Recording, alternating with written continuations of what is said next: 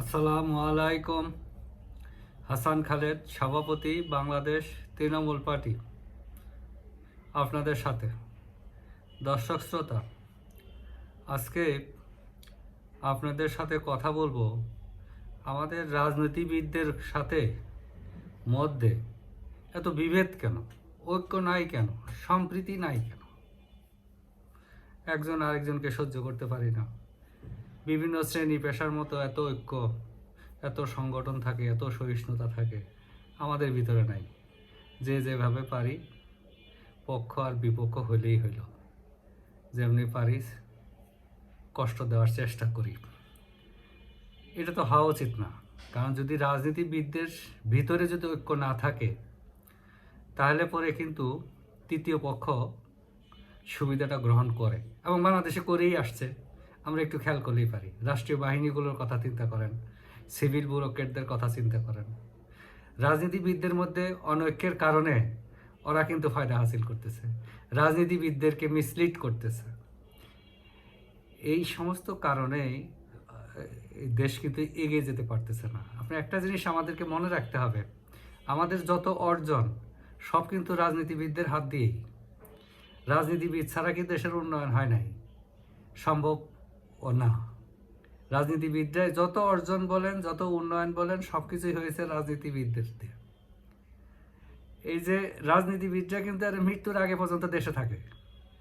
আপনি army bureaucrat বলেন, আপনারা সিভিল ব্যুরোক্রেট বলেন, দেখেন দুর্নীতি করে বা যে কোনোভাবেই হোক অর্থবিত্তের মালিক হয়ে রিটায়ারমেন্টে পরে কিন্তু আর দেশে থাকে না, চলে যায়, দেশের বাইরে চলে যায়। এখন তো আমরা সবই জানি, কানাডা, ইউএসএ, মানে বেগম পাড়া, অমুক পাড়া, তমুক পাড়া, অনেক নামের হয়েছে, এরা চলে যায়। পরে থাকতে হয় কিন্তু আমাদের এই রাজনীতিবিদদেরকে। কাজেই এই রাজনীতিবিদদের মধ্যে বিভেদ কমিয়ে আনতে হবে।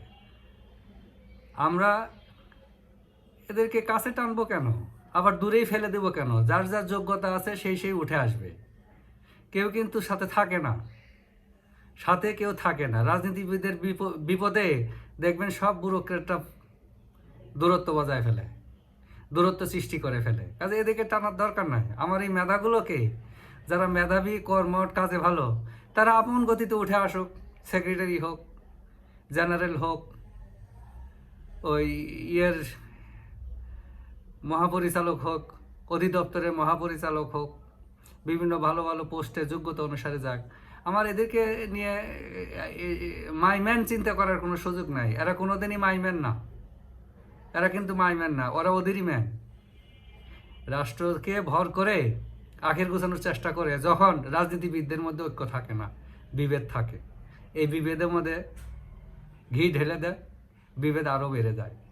এই যে আমাদেরকে একটু থাকতে হবে, সজাগ থাকতে হবে। আর পলিটিশিয়ানদের মধ্যে প্রশিক্ষণের ব্যবস্থা করতে হবে, তাদেরকে শিক্ষিত করতে হবে, প্রশিক্ষিত করতে হবে।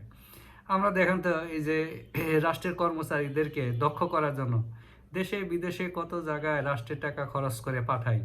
তারা দক্ষ হয়ে আসে কি কাজ করতেছে তা তো বুঝতেই পারতেছি, বুঝছেন? আবার দেখেন নিজেরা বিদেশে বেড়ানোর নাম করে পুকুর খননের দক্ষতা অর্জন করতে চায়, আবার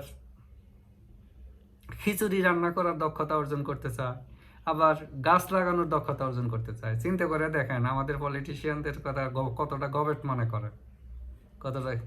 কাজে আমাদের এইখানে মানসিকতার পরিবর্তন আনতে হবে। যে কোনো প্রয়োজনে আমরা যত আমাদের মধ্যে থাকুক না কেন, মত পার্থক্য থাকুক না কেন, রাষ্ট্রের প্রয়োজনে, জনগণের স্বার্থে, রাষ্ট্রের স্বার্থে আমরা এক হয়ে যাব। আর কর্মচারীদেরকে কর্মচারীর মতোই গড়ে তুলব, যাতে তারা তাদের কাজটুকু করে। মাইম্যান যাতে আর না হয়, কোনো মাইম্যানের আমাদের দরকার নাই। রাষ্ট্রের নাগরিক, চাকরি করবা, 59 বছর বয়স হবে, রিটায়ার্ড করে চলে যাবা। তো কাজেই এই চিন্তাটা আমাদের মাথা থেকে ফেলে দিতে হবে। কেউ মাইম্যান না, রাষ্ট্রের কর্মচারীরা কেউ মাইম্যান না। রাজনীতিবিদদেরকে ব্যবহার করে পরে দূরে ঠেলে দেয়। তো কাজেই তৃণমূল পার্টি চায় রাজনীতিবিদদেরকে প্রশিক্ষিত করার, রাজনীতিবিদদেরকে আদর্শ শেখানো, নর্ম শেখানো, যাতে রাজনীতিবিদরা সঠিকভাবে সব কিছু হ্যান্ডেল করতে পারে। কোন কাজটা কখন করতে হবে, কাকে দিয়ে করাইতে হবে। শুধুমাত্র এমপি মন্ত্রীরা জানলেই হবে না, পলিটিক্যাল যে দলগুলো, এই দলের নেতাকর্মীদেরকেও এগুলো জানতে হবে, এবং নেতাকর্মী যারা কমিটি হয়, সম্মেলনের পরে কমিটি হয়, সেটা নির্বাচন কমিশনে এবং তথ্য মন্ত্রণালয়ে, স্বরাষ্ট্র মন্ত্রণালয়ে রেকর্ড থাকতে হবে, ডেটাবেস থাকতে হবে। কেন আমরা তো তৃণমূল পার্টি তো মনে করে যে কাউকে গ্রেফতার করা যাবে না, অ্যাটলিস্ট পলিটিশিয়ান, রাজনৈতিক কারণে কাউকে গ্রেফতার করা যাবে না। তো কাজে এই ডেটাবেসের দরকার আছে। আসুন আমরা ঐক্যবদ্ধ থাকি, দেশটাকে গড়ি, আমরা ব্যুরোক্রেটদেরকে, যারা রাষ্ট্রের কর্মচারী আছে তাদেরকে পরিচালনা করি, তারা যাতে আমাদের উপরে খবরদারি করতে না পারে সেই দিকে নজর রাখি। যে যেখানে থাকেন সুস্থ থাকেন, নিরাপদ থাকেন। ধন্যবাদ সবাইকে।